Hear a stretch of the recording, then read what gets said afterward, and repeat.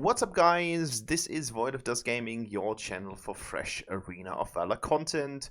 The latest tier list from Deuser has just been released on Facebook, and in this new tier list, VERES has actually made herself into S tier, so the best tier for support, and therefore I thought, why not give it a shot and try her out. I was a little bit worried and excited at the same time because we have seen some warriors in a really great shape being the support, and I was kind of questioning if VERES could fill that gap as a support as well, and you guys are going to see how well or not well it went in the upcoming gameplay. First of all, I want to share my build with you. This is some kind of like example build with the warrior support item, Gilded Greaves, and some other items like the Shield of the Lost as well as the Medallion of Troy to have at least some armor and magic resistance against the incoming attacks from all of the different roles, because we need to play her quite tanky.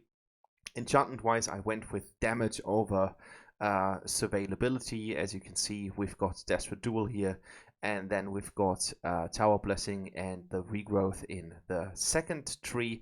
And Arcana wise, it's nothing spectacular, nothing that you haven't seen on this channel. It's Indomitable in the red line, it's Benevolence in the violet line, and it's Skewer in the green line, and that is going to make up for everything that we need with Flicker combined, so that we can have some nice Flicker ult combos, and that's basically it. So let's start with the gameplay, and before we look closer at that, don't forget to like, subscribe, and comment on this video because it helps me to grow the channel. So thanks for watching, and I hope you guys enjoy today's gameplay. Let's start. Alright, here we go, and we've got a quite disgusting team composition on the opposing side of the map. Volkath being in the jungle, Brunhilde with a global crazy ult as a support. We've got Isha as well as Aram for the mid lane and the respective support position, so she's going to be my opponent.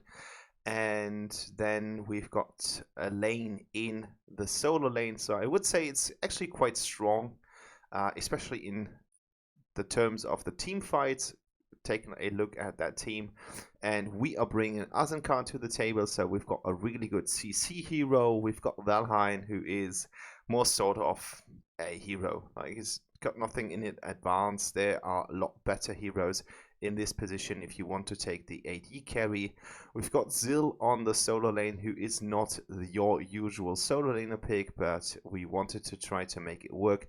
And we've got Rock in the jungle, who is also more sorts of a decent hero and not one of the best ones in the world, but we are going to see for ourselves how well we can make the team fights work, because this is actually something that is going to determine the outcome of this game.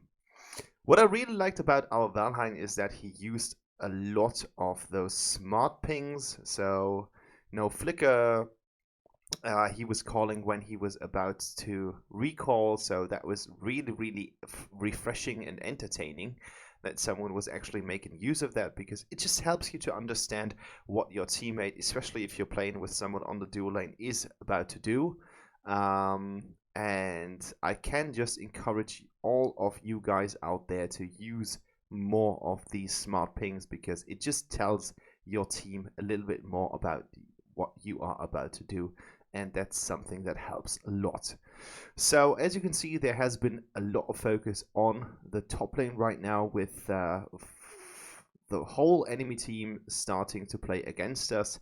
I wanted to make an effort here to kind of give my team some space, but unfortunately the Aram S2 hit me. Couldn't avoid it because I was standing next to a wall, and unfortunately we do get killed here, but nonetheless my team was actually able to defend that tower, and I think that is the most important thing about it. No big monsters have been secured right now. There is this Volkath here, but he is killed.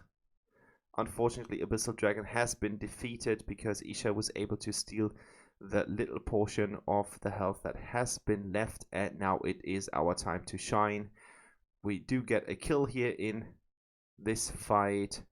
Another kill for our Valheim. So we have just set the bar with a nice 5-2 entrance here in the first big team fight, and I think we did fairly well. And I was just hoping at this point of the game that we would be able to continue something like that in order to make our game a win, because that's of course something that we were aiming at, because this was a ranked match and you guys are going to see the ranked stats at the end of the game. This is Platinum 5. I slowly start to grind my way up from the reset after the whole league has been resetted. And as I don't really play that much ranked matches, it's always kind of a bummer, because it takes me a lot of time to get back into the ranks. But of course it's the most beneficial one, because you can actually see what you are doing and you will get your stats afterwards, unlike casual plays where you are just playing one game at each time and you don't really get this progress that you have in ranked matches. So I was about to kind of deal with the mines that have been set up from Brunhilde, or Hilda, how the cool kids are calling her, and I was thinking about making an entrance here with my ult, but it just seemed to be super unlikely. This time it worked, but I was really cautious because I'm not really that great when it comes to health right now. But as our Zill made a good backdoor move here, we have been able to get another 3 kills for our result and another tower on our score, and I think that's actually quite useful because it's the first tower that has been destroyed in the game. So everything has been set up quite nicely. Unfortunately, Wolfcraft is able to get the Darkslayer here. I think that's a really clever move, because as he saw that everything was focusing on the top lane, I think that was the right choice. Kill here, I don't know. I just experienced a lot of Volkov players not managing their ult that clever, and I would say that was the case. So he was already mounting, but he should have dismounted immediately because his health was fairly low, and I think he could have saved himself from being killed here. But that is a rule of thumb if you're fighting against Volkovs. Try to burst them down as quickly as possible, because it might just give you the chance to kill them while they are in the mount state, and while they are mounted they can be killed. If they dismount, they've got this 3-second window being invulnerable, and Volkovs are usually giving you a hard time when they dismount, because they've got great damage, they've got attack speed increase, and they will get some life back afterwards as well. So it just means that your life has become a little bit harder to fight them, and you should always try to avoid it. So put all your spells into Volkov as soon as he sits on his horse, and usually you're good to go, because most of the Volkov players are not expecting so much damage in a short duration of time, and that's mostly key to success. So at least in my opinion. So now this Aram tries to get away. I used my flicker here in order to get to her. Again, we've got a Volkov who is not able to mount. Therefore, he was an easy target, giving me the 3rd kill in a row, which I think was fairly nice. And we have already done a good job on getting the tower. So it's 1 tower on the enemy side against 2 towers on our side. Abyssal Dragon has been defeated now, trying to get some health back from this encounter. Just being a little bit annoying. Of course, I did not think that I would have been able to get a really good play here, and now is the time to get a recall in safe distance to as Brunhilde as well as Azenkar, but I just wanted to annoy them a little bit by jumping in and trying to make a play here. So I think everything has been set up quite nicely.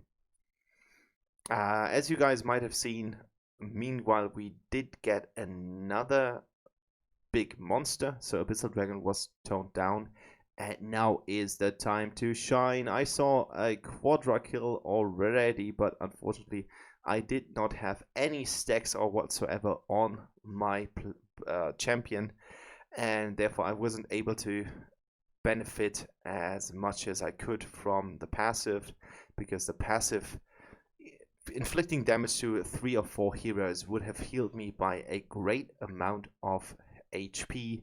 And because I didn't have any stacks so far, of course it did not activate, and therefore we had a problem to get the quadra kill, but that was so close to happen that I think it was a little bit lackluster here. But well, you need to take the event as it is, and therefore the focus was on pushing the lanes, getting into teamfight range, trying to get into Aram here, try to stun her. Now Volkov is making a play. I'm a little bit off here because I was aiming on using my ultimate to the fullest, which resulted in a double kill for Valheim, which is super nice. Unfortunately, Zill is killed, but we do get another tower here because we have just focused everything into the tower. Valheim is making a really good progress here, getting another kill because of my ult, and now we set up everything for a good amount of pressure on the tower. Unfortunately, I'm really low on health, so I need to get back immediately because I'm not really that helpful for my team in that kind of state. But I think the pressure is real.